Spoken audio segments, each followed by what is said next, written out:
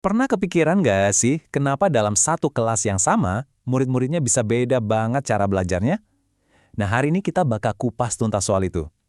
Kita akan coba menyelami dunia profil siswa yang berbeda-beda ini supaya kita bisa menemukan strategi mengajar yang jauh lebih efektif.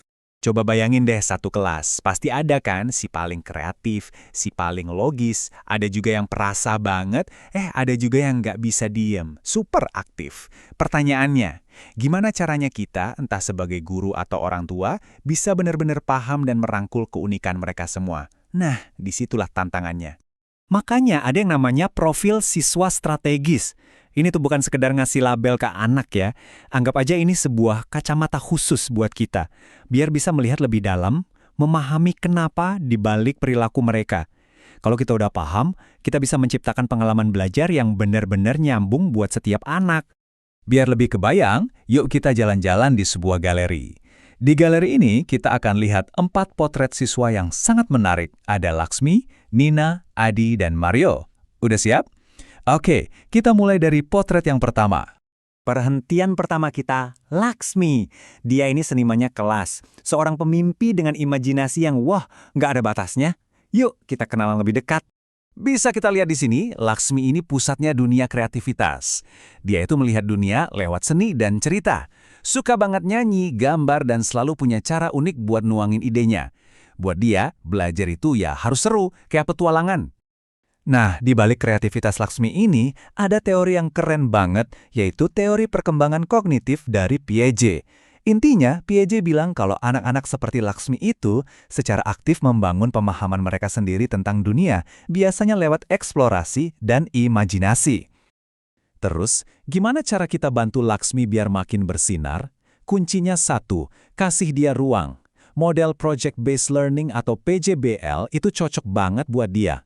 Kasih tugas yang fleksibel, pakai media visual kayak kartu cerita, dan yang paling penting, berikan dukungan emosional supaya dia makin percaya diri.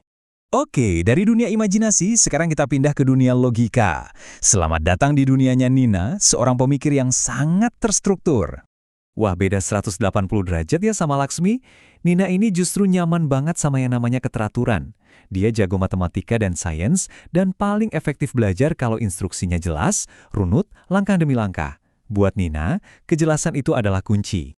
Buat memahami Nina, kita bisa pakai teorinya Erik Erikson, khususnya di tahap identity versus role confusion.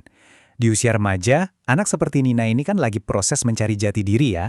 Nah, struktur dan bimbingan yang jelas itu bantu dia banget buat membangun rasa kompeten dan percaya diri yang nantinya jadi fondasi identitasnya.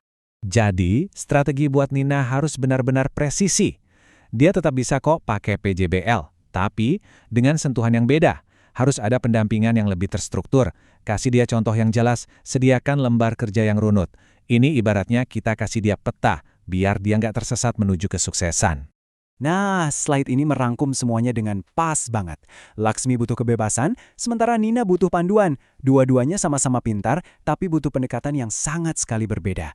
Ini bukti nyata kalau satu strategi untuk semua itu ya nggak akan berhasil. Setelah ketemu si kreatif dan si logis, sekarang kita kenalan sama hatinya kelas. Yuk kita sapa Adi. Fokusnya dia ini bukan pada ide atau logika, tapi pada manusia. Adi ini ibarat lem perekat sosial di kelasnya. Dia peka banget sama perasaan teman-temannya dan kepeduliannya itu tinggi sekali. Buat dia, belajar itu jadi jauh lebih bermakna kalau dilakukan bareng-bareng, saling bantu, saling dukung. Perilaku Adi ini bisa kita pahami lewat teori perkembangan moral dari Kohlberg. Dia ada di tahap di mana menjaga hubungan baik dan keharmonisan itu jadi prioritas utama. Dia belajar mana yang benar dan salah itu ya lewat interaksinya sama orang lain.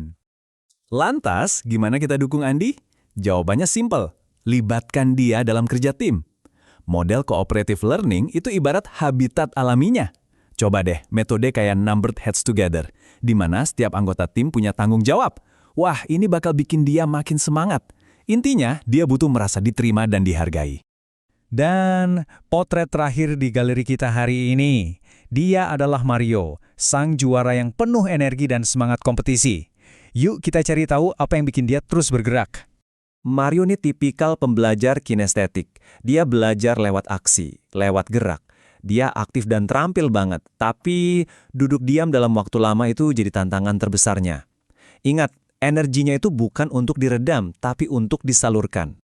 Kita balik lagi ke teorinya Erikson. Buat anak seperti Mario, identitas itu dibangun lewat pembuktian diri. Jadi, dengan menyalurkan energinya ke kegiatan yang produktif dan kompetisi yang sehat, itu akan bantu dia menemukan tempatnya dan membangun rasa bangga atas kemampuannya. Jadi, strategi terbaik buat Mario? Gampang. Ubah pelajarannya jadi permainan. Model cooperative learning dengan metode Teams Games Tournaments atau TGT itu pas banget. Ini bisa menyalurkan jiwa kompetitifnya secara positif sambil ngajarin dia kerja sama tim dan disiplin lewat aktivitas praktik yang seru. Oke, kita sudah lihat setiap potret secara mendalam. Sekarang, ayo kita mundur sedikit untuk melihat gambaran besarnya. Gimana semua kepingan puzzle ini bisa menyatu? Peta konsep ini merangkum semuanya. Laksmi, Nina, Adi, dan Mario itu bukan cuma 4 tipe siswa. Mereka mewakili spektrum yang sangat luas di setiap kelas. Tugas kita sebagai pendidik bukanlah untuk membuat mereka semua jadi sama, tapi untuk menjadi seorang kurator andal yang bisa merancang pengalaman belajar yang pas untuk setiap potret unik ini. Jadi, apa inti dari semua ini? Pertama, gak ada yang namanya satu cara mengajar terbaik. Kedua, yang paling penting adalah memahami kenapa dibalik perilaku siswa. Kalau kita bisa mencocokkan strategi dengan profil mereka, kita bisa membuka potensi tersembunyi mereka dan mengubah kelas jadi sebuah galeri pembelajaran yang hidup dan berwarna. Oke, sebagai penutup, saya mau ajak Anda berefleksi sejenak. Dari keempat potret tadi, kira-kira profil mana yang menurut Anda paling menantang? Dan yang lebih penting lagi, strategi baru apa nih yang jadi kepikiran untuk Anda coba? Karena pada akhirnya, memahami adalah langkah pertama untuk memberdayakan. Terima kasih sudah menyimak.